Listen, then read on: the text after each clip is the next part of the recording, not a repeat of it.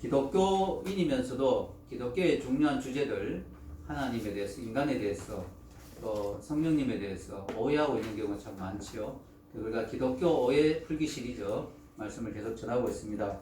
오늘은 9번째로 사람들이 성경에 대해 가지는 오해, 성경에 대해 사람들이 생각보다 많은 오해를 하고 있습니다. 이 오해를 같이 한번 풀어보겠습니다. 자, 성경에 대한 오해 첫 번째, 성경은 인간이 쓴 책이다 라고 하는 오해입니다. 성경은 인간이 쓴 책이다. 아니, 성경 인간이 안 썼습니까? 그럼 천사가 썼습니까? 예, 인간이 썼지요. 이사야서는 이사야가 썼고, 요한복음은 요한이 썼고, 맞습니다. 성경은 인간이 썼습니다. 그러나 동시에 뭐예요?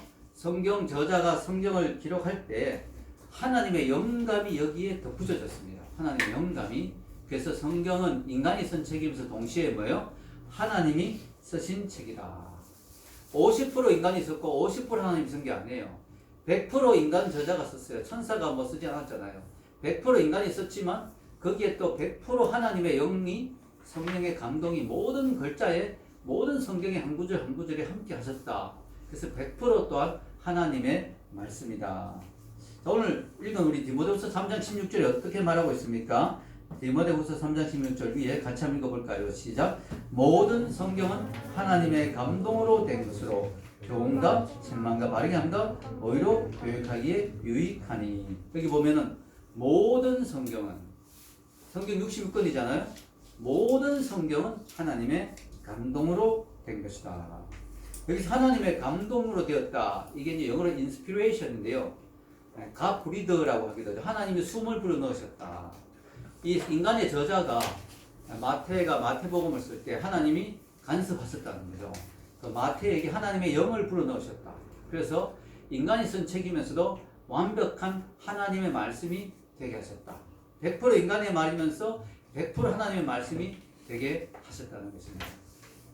그래서 성경은 인간이 쓴 책이지만 동시에 하나님이 쓴 책이다. 그래서 성경을 단순한 인간의 책으로만 생각해서는 큰 오해인 것입니다. 자, 여러분, 여기에 대해서 어윈 루처 목사님은 다음과 같이 말합니다. 여러분, 이렇게 적어놨죠? 같이 한번 보겠습니다. 그리스도께서 신성과 인성을 지녔듯이 성경은 이중기원을 갖고 있다. 이게 중요하죠. 여기 줄 거 넣으세요. 이중기원. 성경이 이중으로, 하나님으로부터, 인간으로부터 이중의 기원을 갖고 있다. 인간만이 쓴 책이 아니다는 거죠. 하나님이 같이 쓰신 책이다. 이중 기원을 갖고 있다.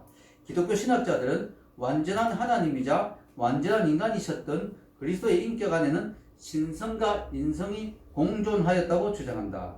그리스도께서 완전한 인간이셨지만 죄가 없으셨듯이 성경은 인간이 기록한 것이지만 무오하다. 오류가 없다. 이건 이제 예수님하고 우리가 잘 연결해서 생각해보면 이해가 되는 거예요. 자, 여러분, 예수님을 보십시오. 예수님. 예수님은 완전한 인간이었어요. 그리고 완전한 하나님이었어요. 50% 인간, 50% 하나님이 아니었어요. 적당히 섞여 있는 그런 분이 아니었어요. 완전한 인간이면서 완전한 하나님이었죠. 예수님이. 그처럼 성경도 완전히 인간이 쓴 책이면서도, 실제로 천사가 쓰지 않았잖아요. 완전히 인간이 쓴 책이면서도 100%또 완전한 하나님의 말씀이라는 거죠. 그래서 예수님은요, 100% 인간이었지만 죄가 없었죠. 왜냐하면 100% 하나님이니까. 성경도 마찬가지예요. 100% 인간이 쓴 책이지만 100% 하나님의 영감으로 쓴 책이기 때문에 오늘 오죠. 모든 성경은 하나님의 감동으로 되었다. 그래서 성경에는 오류가 없다. 실수가 없다. 성경에는 잘못된 것이 없다는 것입니다. 이 말을 들으면 어떤 사람이 이렇게 생각할 수가 있어요. 예수님하고 성경하고 비교하면 예수님은 완전한 인간이지만 동시에 완전한 하나님이기 때문에 죄가 없는 것은 이해가 된다. 그런데 성경은 아무리 그래도 죄 많은 인간이 썼는데 어떻게 오류가 없을 수가 있는가? 성경이 인간이 쓴 책인데 어떻게 오류가 없을 수가 있는가? 여러분, 성령님이 함께 하셨다 그랬잖아요. 성령님 우리의 부패한 본성에 의해 제약을 받지 않습니다. 자, 보세요. 예수님이 완전한 인간이면서 완전한 하나님이기 때문에 죄가 하나도 없다 그랬잖아요. 근데 그 예수를 낳은 마리아는 인간이에요, 아니에요? 인간이거든요. 마리아는 죄가 있어요, 없어요? 있어요. 그럼 보세요. 마리아가 죄가 있는 인간인데도 성령님이 마리아를 주장하시니까 죄가 하나도 없는 예수님을 낳았어요. 마찬가지라는 거죠. 죄인인 인간이 성경을 썼지만 그게 성령님이 완전히 주장하니까 죄가 있는 인간이 있었지만 오류가 없이 모호하게 성경을 쓸 수가 있었다는 거죠. 그래서 성경은 완전한 책이다. 한 글자도 잘못된 책이 아니다. 예수님이 그것을 확증해 주셨어요. 마태복음 5장 18절에 보면 이렇게 말씀하시죠. 읽어보겠습니다. 진실로 너희에게 이르노니 천지가 없어지기 전에는 율법의 1.1획도 결코 없어지지 않냐고 다 이루리라. 율법의 1.1획도 한 부분도 문제가 없다. 한 부분도 오류가 없다. 완전히 그 말씀이 그대로 다 이루어질 거다. 완벽한 하나님의 말씀이라는 걸 예수님이 성경이 그런 책이라는 것을 확증해 주셨어요. 또 이사야서 말씀에도 이런 말씀이 있죠. 읽어보겠습니다. 풀은 마르고 꽃은 시드나 우리 하나님의 말씀은 영원히 서리라. 예, 영원하다. 말씀이 하나님 말씀이 이제 뭐 20세기가 되었고 21세기가 되었으니까 이제 성경은 옛날 책이야. 이게 아니라는 거예요. 성경 하나님 말씀이기 때문에 2000년이 지나도 여전히 우리에게 은혜가 되고 감동이 되고 여전히 옛날 책으로 안 느껴지죠. 생생한 어떤 목사님의 표현에 따르면 아침 조간신문을 잉크가 마르지 않은 조간신문을 읽는 느낌이다. 성경을 보면 매일 아침 큐티하면 그런 느낌이라는 거예요. 왜냐? 아침마다 하나님 내게 새로운 말씀을 주시거든요. 새로운 감동을 주시거든요. 그래서 말씀이 여러분 말씀 읽으면 그렇잖아요.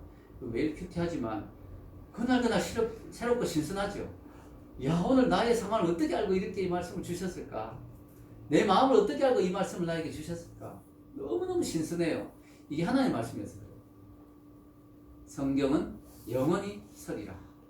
풀은 마르고 꽃은 시들고 책은 인간이 쓴 책은 뭐예요? 세월이 지나가면 안 읽히고 폐간되고 없어지고 그렇게 되지만 하나님의 말씀은 영원히 선다. 지금도 성경은 세상 최고의 베스트셀러잖아요. 이 세계에서 가장 많이 팔린 책이 뭐예요? 성경책? 아니에요. 이 유먼대 공책. 공책. 그러나 공책은 아무것도 안 적혀 있잖아요. 네. 인간이 글자로 쓴 책 중에 거기 하나님의 영감이 갇혔기 때문에 성경은 지금도 세계 최고의 베스트셀러고 제일 많이 팔리는 책이고 여전히 신선하고 야 이게 옛날 책이다 지루해 이런 책이 아니라는 거죠. 자 여러분 싱글레어 퍼거슨은 다음과 같이 말했습니다. 성경은 완벽하게 신뢰할 만하다. 왜냐하면 성경 말씀을 주신 하나님이 완벽하게 신뢰할 만한 분이기 때문이다. 그분은 거짓말을 할 수 없는 하나님이시다. 그분이 하시는 모든 말씀이 진리다. 그분이 진실하지 않고 오류를 범하신다는 개념은 그분에 대한 모든 성경 말씀에 위배됩니다. 이게 무슨 말이냐? 성경을 쓰신 분이 누구예요? 인간이면서 동시에 하나님이 쓰셨다 그랬죠. 하나님의 영으로 성령으로. 그럼 그 하나님은 거짓말을 할 수 없는 분이에요. 또 그 하나님은 실수가 없는 하나님. 그런 하나님이 쓰셨기 때문에 성경에도 오류나 실수가 없다는 거죠. 여러분 만약에 성경에 오류나 실수가 있다면 어떻게 될까요? 하나라도 오류나 실수가 있다면 그 성경은 하나님의 말씀이 될 수 없죠. 왜냐? 하나님이 쓰신 책인데 거기에 실수가 있다? 하나님이 쓰신 책인데 오류가 있다? 그럼 그 하나님의 말씀이 될 수 없죠. 그럼 뭐예요? 아주 훌륭한 신학적으로 훌륭한 사람이 쓴 신학 서적, 참고할 만한 좋은 신앙 서적은 될 수 있지만 성경은 하나님의 말씀은 될 수 없어요. 거기에 오류가 있다. 그래서 여러분 성경 66권이 완성되고 그 다음부터 써진 책은 아무리 위대한 책이라도 성경 같은 권위는 없습니다. 왜냐? 거기는 성경의 그 영감이 없기 때문에. 성경의 성경을 쓰는 그 계시의 영감은 없기 때문에. 저도 좋은 책을 한 7권 썼잖아요. 성경의 영감을 쓸 때 지혜를 받았어요. 성령이 주신 지혜는 받았지만 그러나 성경 66권을 기록할 때 그 계시의 영감은 없었어요. 오류가 없이 쓸 수 있는 그런 영감은 없었다는 거죠. 그래서 여러분 이 66권으로 완성이 됐다고 성경은 분명히 말합니다. 계시록에 오잖아. 이 책에 더 이상 더하거나 빼지 마라. 완성됐다는 거예요. 66권을. 여러분 놀라운 건요. 성경이 기록된 게 3,500년이 넘었어요.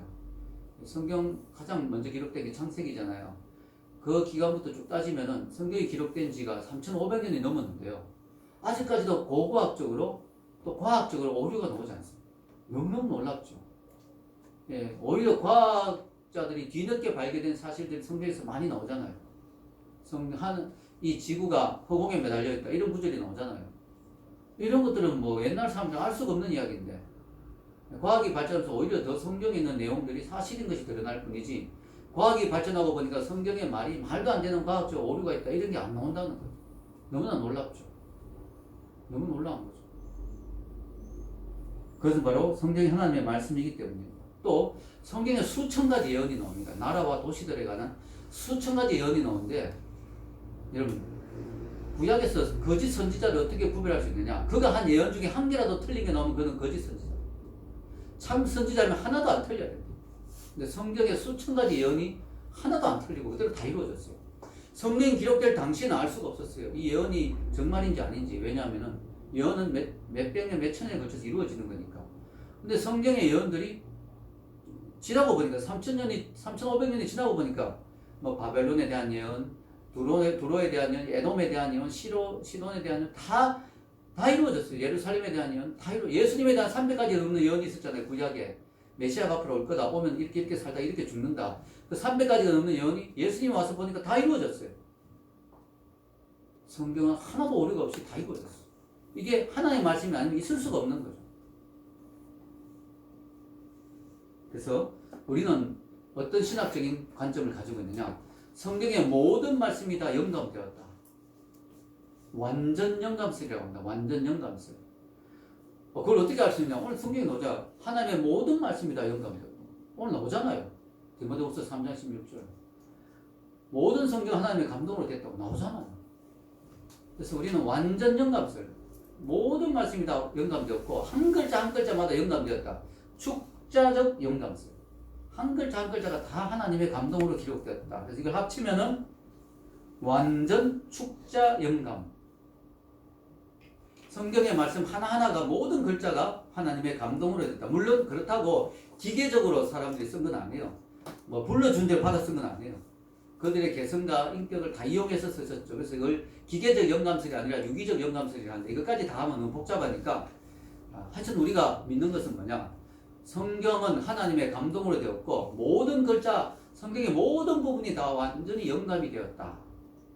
이게 왜 중요하냐? 이걸 양보하면 신앙이 무너집니다.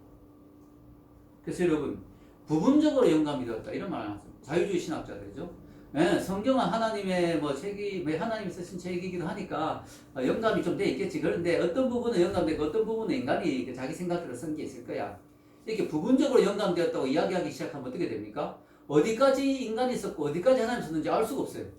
그렇죠, 그죠? 부분적으로 영감이 되었다 하다 보면 이것도 양보하고 저것도 양보하고 여기까지는 모세가 썼을 거야. 여기부터 하나님이 성경 영감을 주셨을 거야. 이렇게 되면은 어디까지가 하나님의 말씀이고 어디까지 인간의 말인지 알 수가 없어요. 그럼 결국은 성경은 어떻게 돼요? 의심하게 되는 거예요. 하나를 의심하면 두 가지를 의심하게 되고 세 가지를 의심하게 되잖아요. 그러면서 성경에 대한 권위가 뚝 떨어져 버려요. 그럼 어떻게 될까요? 교회가 무너집니다. 왜냐? 교회는 성경 말씀의 기초를 가지고 서 있는데 말씀의 권위가 떨어져 버리니까 성경이 약해져 버리니까 교회가 다 무너지는 거예요. 여러분 이게 바로 사탄이 쓴 수법이에요. 유럽이 얼마나 위대한 나라들입니까? 유럽이 왜 위대합니까? 우리보다 부자 나라라서 아니에요. 유럽이 왜 위대하다고 제가 이야기하느냐? 종교개혁이 거기서 일어났단 말이에요. 우리가 지금 믿는 신앙의 기초가 유럽에서 그 교리들을 다 만들었단 말이죠. 유럽의 종교개혁이 일어났잖아요. 그 위대한 독일, 프랑스에서 칼빈, 기독교 강요, 독일의 루터, 종교개혁. 이야, 이 위대한 유럽의 나라들이 지금 가보면요 전부 다 교회가 문 닫았어요. 제가 가봤잖아요. 유럽에 한 달 동안 선교여행 갔다 왔잖아요. 90년대 벌써 옛날인데 지금은 더 심하죠. 네덜란드 화란 개혁주의. 네덜란드 완전히 기독교의 그 본산인데 완전히 무너졌어요. 독일에도 갔더니 막 기독교 교회가 막 몇천 명 모이는 교회당에 서너 명 앉아있어요. 코로나 때문에 그런 거 아니에요. 그때 코로나도 없었어요. 근데 그 할머니 할아버지 그냥 대여섯 명 앉아있어요. 교회가 다 문 닫았어요. 왜 그러냐? 사탄이 유럽에 신학계를 들어갔죠. 그래서 성경 말씀 못 믿는다. 하나님 말씀 100% 아니다. 인간이 쓴 부분도 있다. 뭐 이렇게 하면서 고등 비평, 성서 비평 이러면서 막 성경을 쪼개고 막 비평하고 이러다 보니까 예수님도 100% 못 믿는다. 역사적 예수를 연구해야 된다. 이러고 막 이러다 보니까요. 유럽의 교회들이 무너져. 심지어 여러분 존경하는 슈바이처 박사. 얼마나 존경합니까, 여러분? 아프리카의 성자 슈바이처 박사님이 이분이 신학도 했거든요. 이분이 논문을 썼는데 예수님이 과대망상증 환자였다. 자기가 신으로 착각했다. 뭐 이런 논문을 써버린 거예요. 역사적 예수 비평 이러면서. 그래서 우리가 슈바제 박사님 인간적으로는 휴머니즘 너무나 훌륭한 그 자선사업가, 또 박애가 위대한 성자. 그렇지만 신학적으로는 문제가 있어요. 문제가 있어요. 예수님의 십자가 부활을 안 믿는 거예요. 예수는 역사의 수레바퀴에 치여 죽었다 이런 소리 막 하고. 예. 그 말 듣고 너무 놀랐잖아요. 슈바제 박사님 왜 이러십니까? 그래서 제가 예수는 역사의 수레바퀴에 치여 죽었다고 보일지도 모르지만 그분은 다시 부활하셨다. 그리고 역사의 수레바퀴를 거꾸로 돌리기 시작했다. 이게 제가 있는 말입니다. 예. 자, 여러분 중요한 건요. 유럽의 교회들이 그래서 다 무너진 거예요. 여러분의 신앙도 마찬가지예요. 여러분이 성경의 말씀이 100% 하나의 말씀은 아니라고 양보하기 시작한 순간부터 여러분 신앙은 무너집니다. 그래서 이거는 정말 마지노선이고 이거 반드시 지켜야 되는 거예요. 자, 19세기의 폴 감독은 이렇게 말했죠. 일단 벌레가 어떤 나무의 뿌리를 갉아먹도록 허락했다면 우리는 그 나무의 가지와 잎과 열매가 조금씩 썩어 들어가는 것을 보더라도 놀라지 말아야 한다. 예, 나무에 벌레가 뿌리를 갉아먹기 시작하면 조금만 지나면 어떻게 돼요? 잎과 나무도 다 갉아먹게 돼 있어요. 그걸 허용하면은 뿌리에 붙어나갈 때 바로 떨쳐내야지. 뿌리를 갉아먹도록 놔두면 좀 있으면 잎과 나무도 다 갉아먹어요. 무슨 말입니까? 성경의 영감성을 훼손하기 시작하면 그때부터 모든 것이 다 무너지기 시작해요. 삼일체도 무너지고 예수님의 십자가도 무너지고 다 무너지는 거예요. 교회가 다 문 닫는 거예요. 유럽의 교회들이 지금 술집으로 막 팔리고 이러잖아요. 하나님 능력이 없어서 그런 게 아니에요. 그들이 하나님을 버렸기 때문에 하나님이 그들을 버리신 거예요. 그래서 성경에 대한 첫 번째 오해, 성경은 인간이 쓴 책이다. 아닙니다. 인간의 손을 빌려 썼지만 하나님이 쓰신 책이다. 두 번째는 성경은 신뢰할 수 없는 책이다. 이게 두 번째 오해입니다. 왜 신뢰를 못하느냐? 원본이 없어요. 원본. 성경 66권의 원본이 지금 남아있지 않아요. 그러니까 사람들이 특히 이단들이 변개했다 이런 말을 해요. 변개했다. 성경을 고쳤다. 성경이 2000년 동안 내려온 동안에 중간에서 막 고쳐버렸다. 성경의 내용을. 그래서 지금 성경의 내용을 못 믿는다. 변개한 성경이다. 뭐 이런 식으로 해서 이단들이나 이상한 자유주의 신학자들 이런 사람들이 성경 다 못 믿는다. 성경 어떻게 100% 신뢰할 수 없어. 성경은 신뢰할 수 없는 책이라는 그런 또 성경의 권위를 무너뜨린 그런 이야기를 또 합니다. 자, 여러분 맞습니다. 성경에 원본이 없습니다. 왜 원본이 없을까요? 원본이 있으면 얼마나 좋을 텐데, 그죠? 성경에 원본이 있으면 얼마나 멋있을까? 야, 바울이 직접 썼는 그, 바울이 어떤 식으로, 야, 바울이 썼는 거 손으로 썼는, 야, 이거 너무, 베드로가 썼는 거, 야. 근데요, 원본이 없는 이유는, 첫째, 원본이 있으면 사람들이 그걸 우상할 수 있어요. 뭐, 거기 가서 절하는 사람 많을 거예요. 뭐, 이거 원본 옆에 있으면 막 신령한 길을 받는다 이 생각하고, 막, 원본에 가서 원본 한 번 보는 게 막 소원이다. 원본 보고 오면 막 내가 영적으로 거룩해진다. 막 줄 서서 막 원본 보고, 원본 하나님처럼 막 높이고, 나중에 하나님보다 더 높아지는 그런 문제가 있을 수 있어요. 근데 그거보다 더 큰 문제가 있어요. 더 큰 문제가 뭔지 아세요?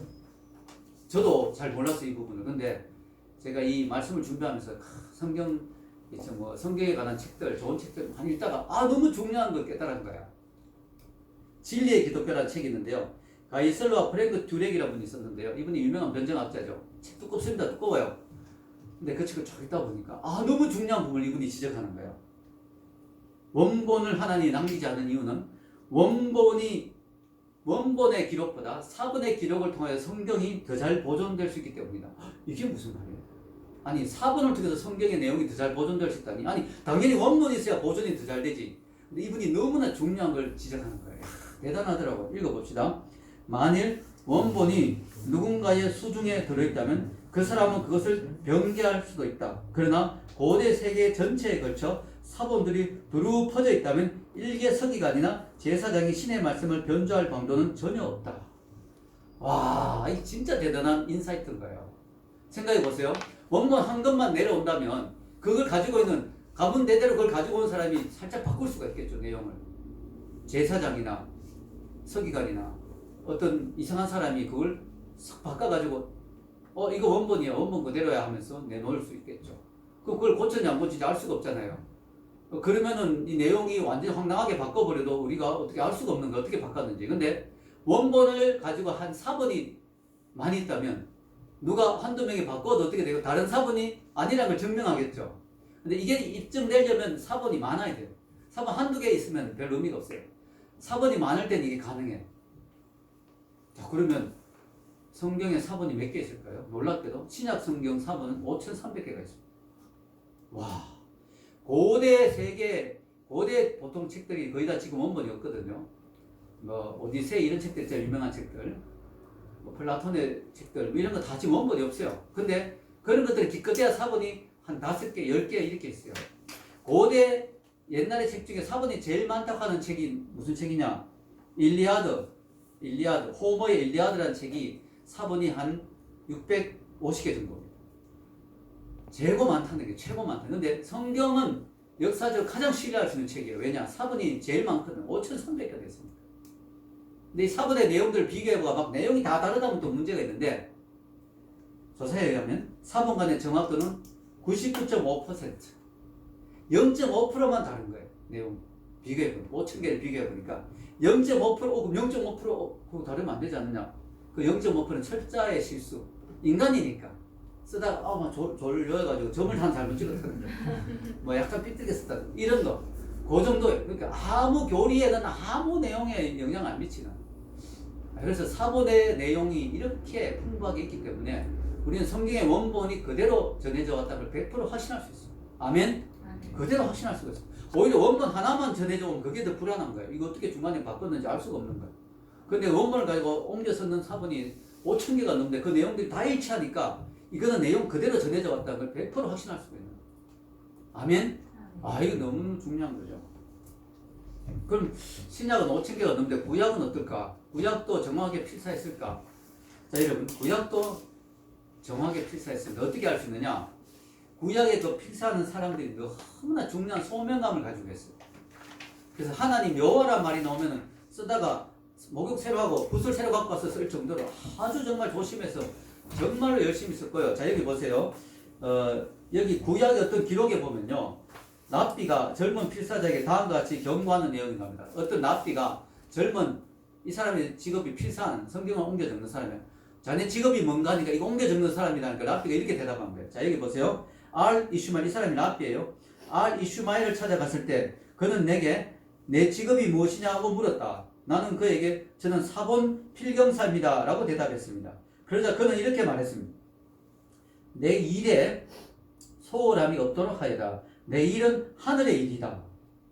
한 철자를 빠뜨리거나 혹 한 철자 혹은 문서를 추가하기라도 한다면 온 세상이 무너질 것이다. 이 정도로 랍비들이 강조했습니다. 너가 하는 일이 하늘의 일이다. 이거는 하나님의 말씀을 적는 일이니까 이거는 그냥 시시한 직업이 아니다. 한 글자라도 실수하면 하늘이 무너질 수 있다. 세상이 망할 수 있다. 그 정도로 중요하게 여겼다. 그래서 여러분, 이들이 한 아주 좋은, 아주 대단한 그런 기법이 있습니다. 그게 뭐냐면, 성경을 옮겨 적을 때 어떻게 하냐면, 자, 요 한 페이지에 옮겨 적자, 창세기 1장 옮겨 적는다 그러면, 여기에 1장이 전체적으로 몇 글자인지를 세는 거예요. 아, 창세기 1장은 525글자로 이루어졌다. 예를 들어, 그러면, 그대로 옮겨 적는 거예요. 옮겨 적어도 안 돼. 옮겨 적은 글자를 다 세봐요. 그래서 525글자 가지고 24자다 그러면, 중간에 한 자 빠졌다. 이거 다 찢어내버리고 새로 씁니다. 이런 식으로 해서 그들이 확인했어요. 그 정도로 꼼꼼하게 옮겨 적었습니다. 그래서 이 성경이 100% 하나님의 말씀이 그대로 다 전달된 걸 우리가 알 수가 있다는 거예요. 그러면 여기서 또 하나 질문이 나올 수 있어요. 아, 좋다. 그러면 원본의 내용은 그대로 잘 전달되는데 원본 자체가 처음부터 가짜로 적혔다는, 즉 예수님의 제자들이 뭐 예수님을 신성화하기 위해서 막 없는 기적을 만들어 적어놓고 원본의 내용 자체가 좀 문제가 있다면 어떻게 되는가? 원본의 내용의 진실성은 어떻게 확신할 수 있는가? 이런 문제가 또 나올 수 있습니다. 자, 여러분, 그 원본의 내용의 진실성은요, 이 내용의 그 기록이 언제 되느냐가 중요한데요. 예를 들어 신약 성경을 보면 여러분 누가라는 사람이 있는데 누가가 누가복음과 사도행전을 기록했거든요. 그러면 사도행전은 바울의 내용이 나오죠. 바울이 교회를 개척하고 교회를 세운 내용이 사도행전의 내용인데, 바울이 AD 64년, 예수님이 AD 30년에 돌아가셨잖아요. AD 64년에 네로 황제에서 목이 날아갔습니다. 그럼 만약에 이 누가가 사도행전을 기록할 때 바울에 대한 이야기 많이 나오잖아요, 사도행전에. 그럼 만약에 누가가 바울이 죽고 난 뒤에 기록했다면 사도행전에 바울이 죽은 걸 적을까요? 안 적을까요? 당연히 적겠죠. 야고보가 목배에 죽은 것도 기록이 되어 있는데 사도행전에. 그 바울이 얼마나 중요한 인물입니까? 바울의 목이 날아간 사건을 왜 기록 안 하겠어요? 당연히 사도행전에 적었겠죠. 근데 안 적어요. 이런 사도행전 마지막에 보면 바울이 복음을 전하고 있는 걸 끝나거든요. 그 말이 뭡니까? 사도행전의 기록이 AD 64년 전에 기록이 끝났다는 거예요. 그러면 누가복음은 그 전에 또 기록이 됐잖아요. 누가복음 기록하고 후편으로 사도행전을 기록했거든요. 누가가 똑같은 사람이. 그럼 누가복음은 AD 64년 더 전에 기록됐겠죠. 그래서 AD 한 50년 정도에 기록됐다고 봅니다. 그럼 그 말이 뭡니까? 예수님이 AD 30년에 돌아가셨잖아요. 그럼 예수님이 30세에 돌아가셨을 때 30살인 청년이 있다고 생각해 봅시다. 그럼 그 사람이 예수님이 돌아가신 지 한 20년쯤 지났는데 성경이 벌써 나와서 막 읽혀지고 있어요. 누가복음 이런 게 나왔어. 그럼 딱 봤을 때 예수님에 대한 기록이 좀 엉터리고 문제가 있다고 싶을 때는 이거 엉터리다라고 바로 이야기하겠죠. 예수님이 500여 기적할 때 5,000명이 넘게 따라다녔죠. 남자만 5,000명. 그럼 여자 어린아이 합치면 2만 명이 넘죠. 그런 수만 명의 사람들이 예수님을 따라다녔는데 그들이 그때 살아있었단 말이에요. 성경이 나왔을 때. 성경이 나와서 교회들이 막 돌아가면서 읽고 있을 때 사본이 막 옮겨지고 막 읽고 있을 때 사람들이 뭐예요? 살아있었어요. 예수님의 기적을 경험한 사람들이. 그럼 성경의 내용이 하나라도 엉터리라면 나사로가 살아났다고 나사로 죽은 적 없는데 이러면은 성경을 사람들이 안 읽었겠죠. 다 버렸겠죠. 이게 성경 엉터리다 이거. 그 사람들이 다 성경을 받아들였어요. 그것은 성경의 내용이 진실하기 때문에 그걸 신뢰할 수가 있죠. 그리고 성을 기록한 저자들은 성경을 기록해서 그것 때문에 다 죽었잖아요. 순교당하고 고문당하고. 그 말은 뭡니까? 그들이 성경을 목숨 걸고 기록한 거예요. 그들의 피로 검증한 거죠. 그러니까 우리가 신뢰할 수가 있죠. 여러분 성경을 보면요 도저히 우리가 생각하기에 이거 어떻게 부끄러웠을까 싶은 그런 내용도 참 많이 나오죠. 성경에 뭐 다윗에 관한 내용, 아브라함에 관한 내용, 얼마나 부끄러운 내용입니까? 다윗이 밧세바를 범한 내용, 아브라함이 자기 부인을 누이라고 속였어 그런 내용, 그죠? 요셉이 아니고 야곱이 자기 형에게 사기친 내용, 이런 거 다 나오잖아요. 또 예수님이 고민하는 내용, 여러분 제자들이 막 도망간 내용, 베드로가 부인한 내용 다 나옵니다. 성경이 너무나 신뢰성이 있는 거죠. 자 여러분, 자 읽어봅시다. 월주한테 했는 말입니다. 읽겠습니다. 복음서 저자들은 그들의 편견과 신학적 선입견에도 불구하고 단순한 창언자라면 숨겼을 다음과 같은 많은 사건들을 알린다. 하나님 나라 안에서 높은 자리를 차지하기 위해 경합을 벌였던 사도들, 예수님이 체포된 후 도망간 사도들, 베드로의 부인, 갈릴리에서는 기적을 베푸는 것에 실패한 그리스도, 초기에 예수님이 자신의 사명에 대해 가졌던 불확실함, 예수님이 미래에 대한 자신의 무지를 고백한 것. 이거 뭡니까? 무지. 그날과 그때도 모른다. 아버지만 아신다. 이런 거.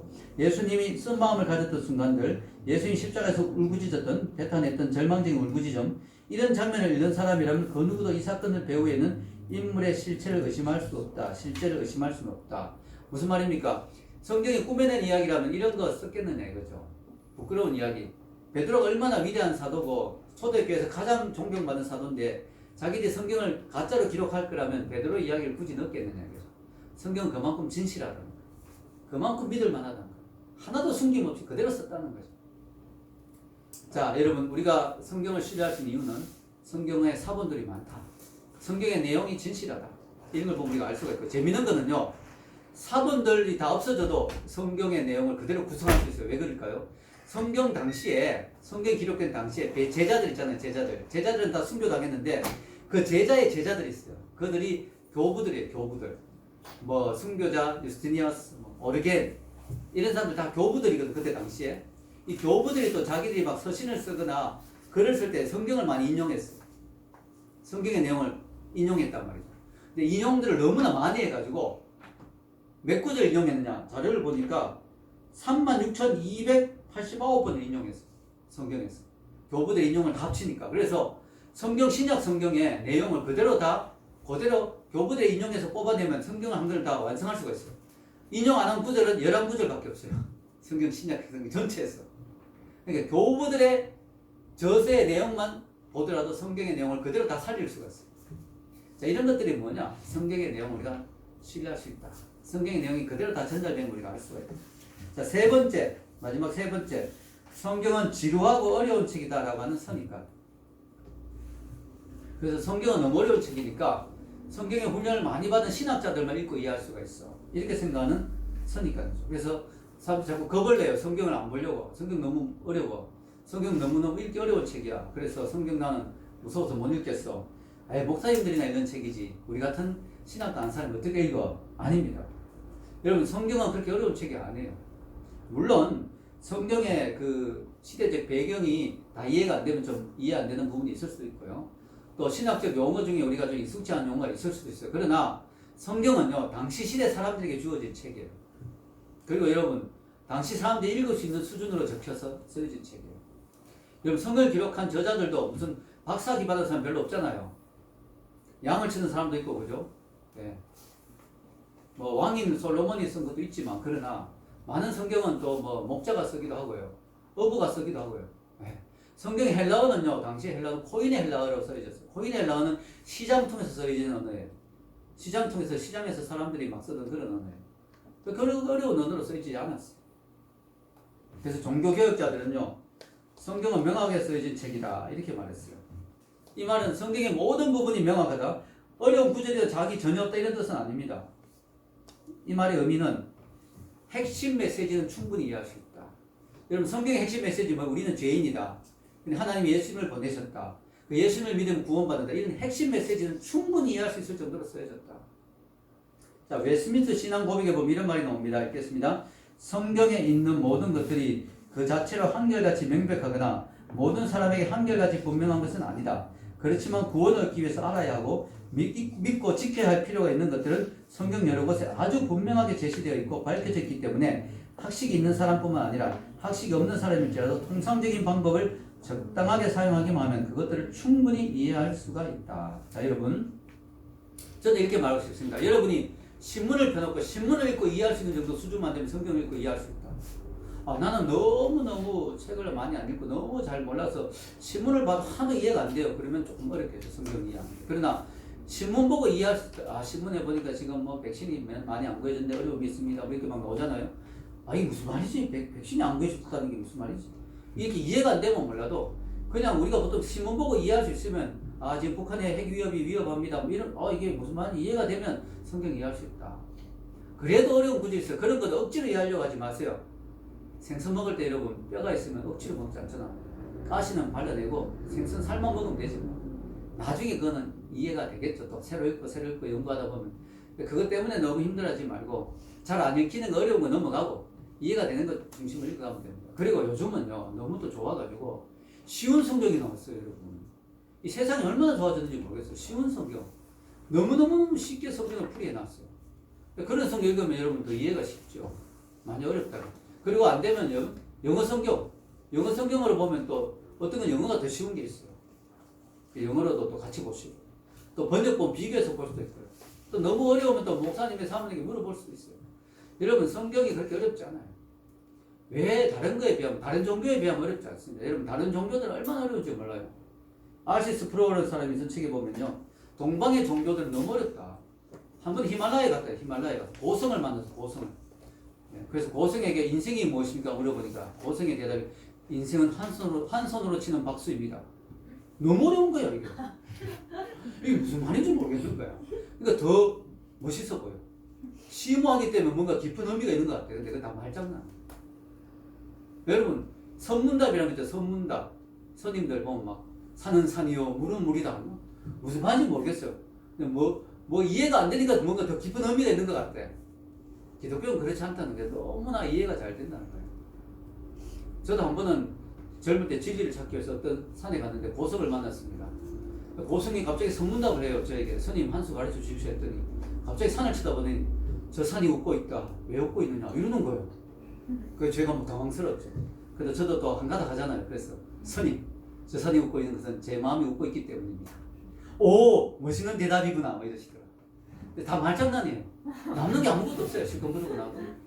뭐 천국 가는 길을 발견할 수가 없어요. 그 말. 우리가 선문답하고 막 고성이 어려운 이야기해도 남는 게 없어요. 한 손으로 치는 박수가 인생이다. 이게 무슨. 여러분, 기독교도 명확합니다. 기독교는 우리가 죄인이라는 사실을 분명히 이야기하고요. 구원의 길이 이런 거라고 분명히 합니다. 예수님은 분명히 이야기하죠. 내가 길이요 진리요 생명이다. 분명히 이야기하죠. 나로 말미암지 않고는 하나님께 갈 수 없다. 나를 통해서 하나님께 갈 수 있다. 하나님이 가는 길이 모호하지가 않아요. 예수님 그런 말씀하신 적이 없어요. 인생은 한 손으로 치던 박수와 같다. 이렇게 말하지 않습니다. 예수님. 분명합니다. 명백합니다. 그래서 기독교는 오히려 심플 가스펠, 쉬운 복음. 복음은 쉽다는 거예요. 자, 여러분, 성경에 대해서 사람들이 거부감을 가진 이유는 성경이 어렵다는 서니까, 그리고 동시에 어렵다고 생각하면서 지루하다. 아, 성경이 참 지루한 책이다. 물론 마태복음 1장을 보면 좀 지루하죠. 누가 누굴 낳고 그걸 잘 통과해야 됩니다. 예. 구약 성경에도 막 이렇게 읽다 보면은 뭐 사람들 이름 막 쫙 나오고 좀 지루할 수 있어요. 그러나 그건 잠깐이에요. 전체적으로 보면 성경이 참 재밌어요. 왜 재밌느냐? 성경에 나오는 인물들, 인간들이 하는 짓이 지금 우리하고 똑같아요. 인간은 안 변해요. 2000년 지나도, 5000년 지나도 안 변해요. 그래서 여러분, 그 사람들이 우리가 동떨어진 사람들이 아니에요. 야, 다윗 보면서 참 내 속에도 이런 죄악성이 있지. 내 속에도 이런 나쁜 마음이 있지. 우리가 보면서 공감이 되잖아, 공감이. 성경의 인물들이 저 별나라에 사는 사람들이라면 우리가 공감이 안 되고 지루하고 재미가 없겠지만, 너무나 그 사람들의 생활을 하는 모습이, 사는 모습이, 그 죄악에 넘어진 모습도 우리하고 똑같다는 거예요. 또 여러분, 하나님은 어제나 오늘날 영원토록 동일하시다 그랬잖아요. 2000년 전에 성경을 기록하신 그 하나님이 지금도 동일하시잖아요. 그 동일하신 하나님이기 때문에 동일하게 우리 가운데 역사하시는 거예요. 다윗에게 역사하셨던 하나님, 아브라함과 함께 하셨던 하나님, 이삭과 함께 하셨던 하나님은 지금 나와 함께 하신다. 요셉과 함께 하셨던 하나님, 에스더와 함께 하셨던 하나님, 함께 하신다. 아멘? 아멘이죠. 예. 성경이 언제 여러분 은혜가 되고 언제 와닿느냐면요, 성경이 딱딱한 신학 서적이 아니고 하나님의 러브레터, 나를 위해 쓰신 사랑의 편지라는 걸 깨닫게 돼야 돼요. 그때 은혜가 돼요.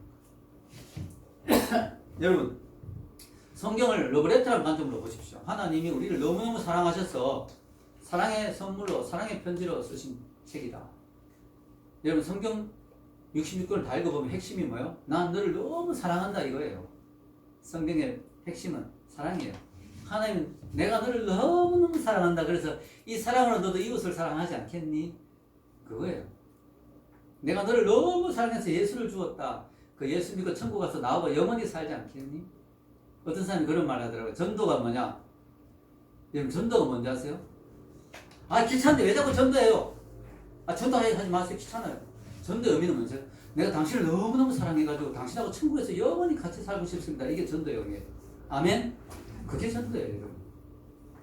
여러분, 하나님의 사랑이 바로 성경이에요. 성경을 그런 관점으로 보세요. 러브레터. 여러분, 러브레터가 은혜가 되려면요, 그 러브레터를 보낸 분하고 사랑에 빠져야 돼요. 여러분, 두 사람이 너무너무 좋아해가 러브레터 썼는 거 여러분 읽어보면 별 감동이 없어요. 내 이야기가 아니니까.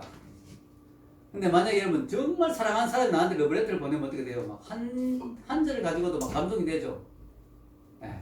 여러분, 사랑에 빠져야, 그 편지를 쓴 사람하고 사랑에 빠져야 그 사랑, 그 편지를 볼 때 감동이 되는 거야. 남의 러브레터 읽고 있으면 별로 감동이 안 돼요.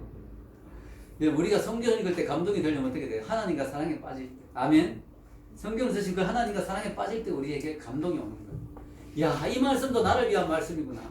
야, 이 구절도 나에게 주신 하나님의 말씀이구나. 야, 하나님 나를 이렇게까지 사랑하시는구나. 엄청난 은혜가 되죠. 눈물에 읽을 수가 없죠. 여러분, 결론을 내리겠습니다. 여러분, 우리가요, 지금 성경을 이렇게 쉽게 손에 넣을 수 있는 시대에 살고 있다고 너무나 큰 축복이에요.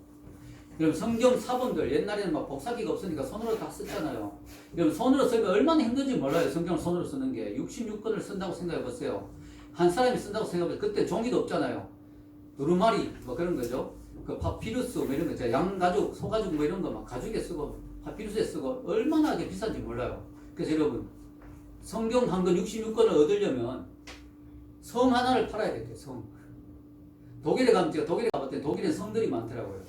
성을 하나 팔아야 성경 한 권을 구입할 수 있을 때 66권. 그 정도로 성경이 비쌌다는 거예요. 왜? 다 손으로 썼으니까 그 수고가 얼마나 들었어요. 수고가 많이 들었으니까.